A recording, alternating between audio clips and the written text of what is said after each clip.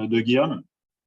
On va se concentrer aujourd'hui, là, maintenant, sur les liens. Donc, si vous regardez la feedback loop qui vous a présenté avec toutes les composantes du changement climatique et les différents comportements, là, on va s'intéresser uniquement à une des composantes du changement climatique qui est l'augmentation de la température moyenne et l'augmentation de la fréquence et de l'intensité des vagues de chaleur. Un seul des comportements qui est les comportements liés au sommeil. Et on le regarde que dans un sens unidirectionnel, c'est-à-dire effet de la chaleur sur la température ambiante sur les mesures du sommeil. C'est une idée originale de Guillaume. Pourquoi on a fait cette revue? Parce que pour d'autres projets, on voulait comprendre l'état des connaissances sur température et sommeil, puis il n'y avait pas de revue de littérature, donc Guillaume, il a dit, bah, on va la faire. Donc, on l'a fait. C'est ce que je vais tenter aujourd'hui de vous présenter brièvement. Pourquoi j'ai pris aussi ces représentations graphiques-là? C'est parce que c'est difficile pour nous, comme occidentaux, d'essayer d'imaginer les conséquences dramatiques que peuvent avoir des vagues de chaleur dans des pays avec des fortes inégalités sociales, dans des pays où une majorité de la population n'a pas accès à de l'air conditionné ou à des stratégies qui permettent un peu de diminuer l'impact des températures. Donc, je vous ai illustré ces difficultés-là. Donc, c'est une collab avec Guillaume et puis pas mal de collègues de son centre de recherche. L'illustration ici, c'est l'augmentation de la température moyenne et de ses variations à l'échelle mondiale. Donc, pas de surprise, hein, vous le constatez, vous le lisez dans la presse, vous le lisez dans la littérature scientifique, il y a une augmentation de la température moyenne à l'échelle mondiale. Si on regarde ici, c'est une illustration comme une autre de ces fluctuations des températures moyennes en haut à gauche aux États-Unis. Donc, vous voyez qu'à chaque fois qu'on a, depuis les années, depuis le début du XXe siècle, hein, on a des données là-dessus, et on voit qu'il y a des fluctuations de plus en plus fréquentes positivement de la température moyenne, et puis aussi, donc, elles sont plus fréquentes et de plus en plus intenses. Il y a des disparités. Hein. Si on pourrait faire le même graphique entre le Vermont et le Texas, on aurait beaucoup plus de pics élevés au Texas.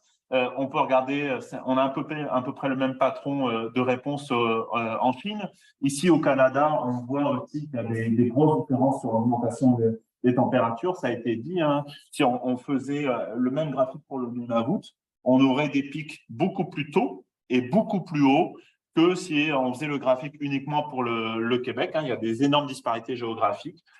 Ici, un pays qui est touché de plein fouet par l'augmentation des températures moyennes. Alors, l'échelle, ça peut vous donner l'impression que c'est la même, mais l'échelle est vraiment différente, les cachets là, pour l'Afrique du Sud. Ils vivent vraiment une augmentation drastique de leur température moyenne. Puis eux, en plus, ça se couple avec énormément d'enjeux d'accès à l'eau. Donc, on a un défi actuel et qui va être croissant de l'augmentation de la température moyenne partout dans le monde. Donc, on s'est intéressé à leurs conséquences sur la santé et majoritairement sur le sommeil.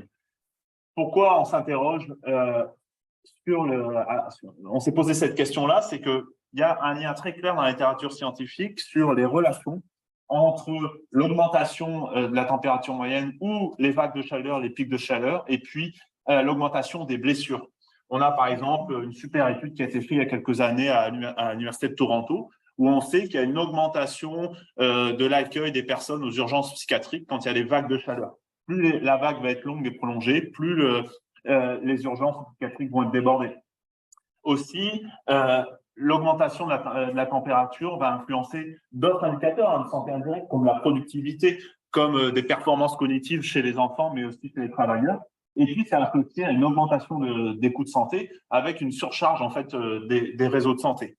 Un des mécanismes qui pourrait expliquer l'impact de la chaleur, de la température ambiante sur ces différents indicateurs de santé, physiques ou mentaux, c'est les difficultés de sommeil. C'est-à-dire soit l'augmentation du nombre de nuits, de nombre de durées de sommeil en dessous des 6 ou 7 heures. Et puis, c'est aussi une détérioration progressive. Hein. Les vagues de chaleur vont avoir un impact progressif. Plus elles vont être longues, plus leur impact va être majeures sur les caractéristiques du sommeil et vont avoir tendance à se perpétuer en dépit du fait que la vague de chaleur se termine. Donc, c'est un des potentiels vraiment comportements déterminants de l'impact entre température et santé publique. C'est les enjeux de sommeil. Donc, on a essayé de dresser l'état de la littérature scientifique là-dessus. Donc, on a inclus uniquement des études qui s'intéressaient au lien entre température ambiante mesurée objectivement et dans un contexte de vie réelle. Donc, on a mis de côté toutes les études qui font dormir des gens à l'hôpital ou dans des labs et puis on change la température de la chambre, par exemple. Peu importe, on a pris les enfants et les adultes. Des mesures objectives de température, c'est-à-dire qu'on ne s'intéresse pas à la perception de la température des gens. Hein, vraiment, on voulait que ça soit mesuré, soit en dehors, soit dans la chambre, soit dans les deux.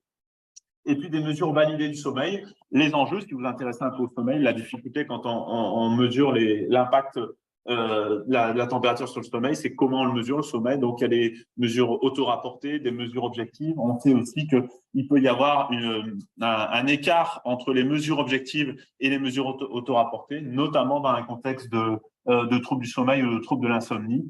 On a mis de côté donc les mesures indirectes, comme par exemple la fatigue, et puis aussi avec quelques études qui s'intéressent aux effets de la température ambiante, notamment sur les effets secondaires de certains traitements psychotropes.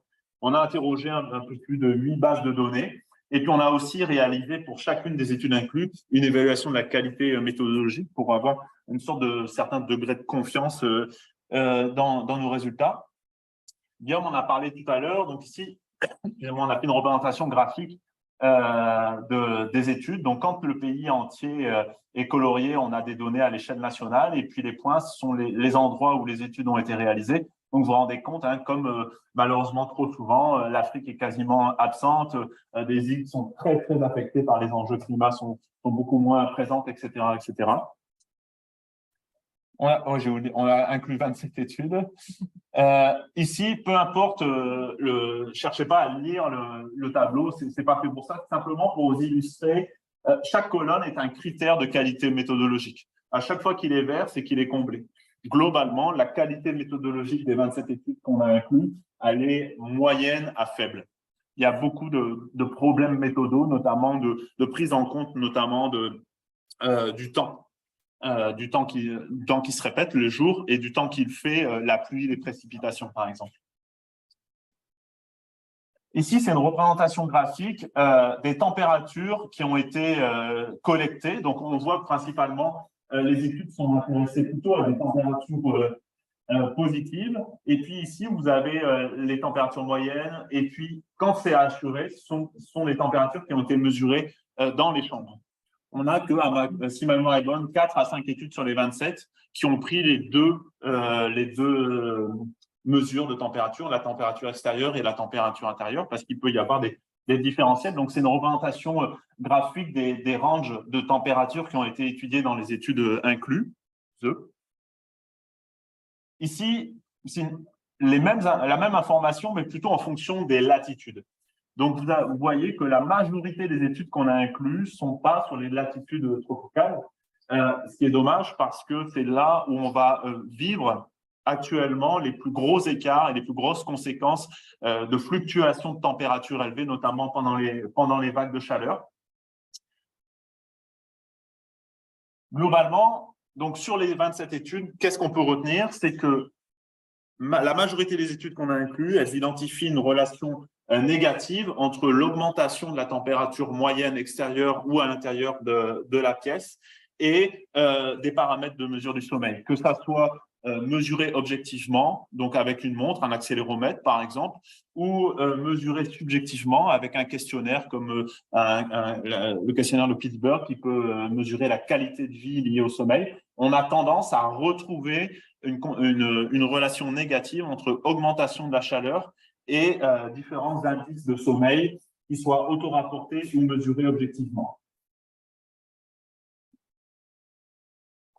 On a aussi identifié 2 études qui utilisent des modèles de potentiel d'émission de gaz à effet de serre, donc qui font ce que Guillaume a appelé tout à l'heure des études prospectives dans le temps. Ils essayent de modéliser l'impact de différents scénarios de gaz à effet de serre sur des indicateurs de sommeil. Donc, on a eu Obradovic aux États-Unis qui a identifié une augmentation de l'ordre de 6 à 15 nuits en 2050 et en 2100 dans un contexte de nuit avec un sommeil détérioré, dans un contexte de forte émission de gaz à effet de serre. C'est actuellement la trajectoire qu'on prend, hein. On est sur un scénario de forte émission de gaz à effet de serre. Et puis, l'émission l'étude de Kelton-Minor à l'échelle internationale. Donc, les fortes émissions de gaz à effet de serre, ça entraînerait une augmentation au moins de 15 nuits annuelles avec une durée de sommeil inférieure à 7 jours. Puis, vraiment, le résultat en fait, le plus intéressant de cette étude-là, c'est qu'il y a une grosse inégalité sur les conséquences de la température sur les paramètres du sommeil, notamment le nombre de nuits en dessous les 7 heures pourrait être multiplié par 3 dans les pays à faible revenu, multiplié par 3 aussi chez les personnes âgées, et puis affecter plus sévèrement aussi les femmes.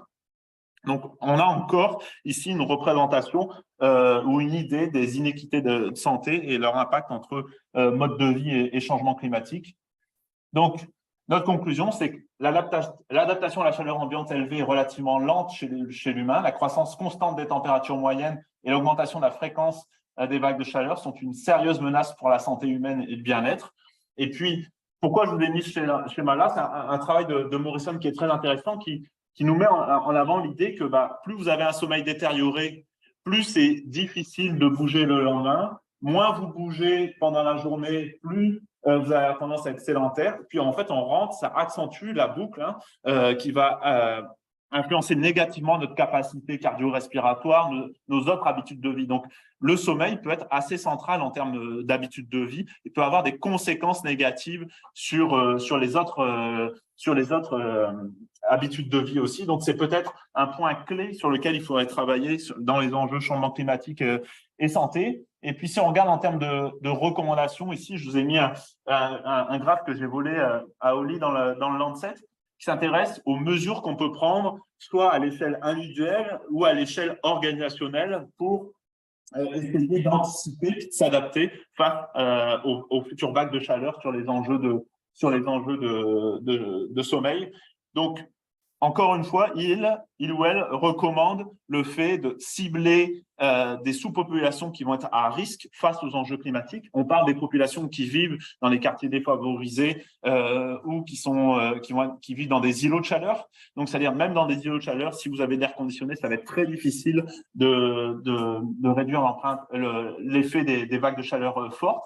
Et puis aussi de faire des changements structurels, donc augmenter la canopée, renforcer l'isolation l'isolation des bâtiments, et puis de développer des interventions plutôt individuelles de prévention et des interventions qui sont just in time, donc qui sont ciblées à un moment clé. Donc, quand il va y avoir des canicules, qu'on soit prêt à diffuser des interventions, à intervenir, notamment dans les populations à risque.